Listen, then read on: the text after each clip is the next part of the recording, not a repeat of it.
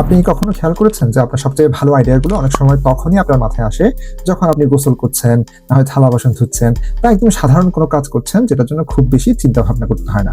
এর পেছনে কিন্তু আসলে একটা দারুণ সায়েন্টিফিক রিজন আছে। যখন আপনাকে নির্দিষ্ট কোনো কাজের উপর জোর করে ফোকাস করে থাকতে হয় না, তখন আপনার ব্রেনের একটা বিশেষ সিস্টেম অ্যাক্টিভেট হয় বা সক্রিয় হয়, যেটাকে বলা হয় ডিফল্ট মোড নেটওয়ার্ক।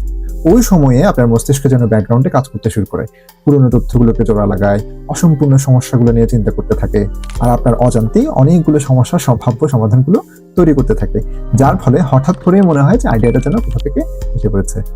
তো এই লুকোনো ক্রিয়েটিভ শক্তিটাকে কাজে লাগানোর জন্য খুব সহজ একটা উপায় হলো হাঁটা। কারণ হাঁটা শুধু যে শরীরের জন্য ভালো সেরকমটা না, এটা মস্তিষ্কের জন্য ভালো। আমাদের ব্রেনকে একটা মুক্ত পরিবেশ দেয়, যাতে করে ব্রেন ভাবার একটা সুযোগ পায়।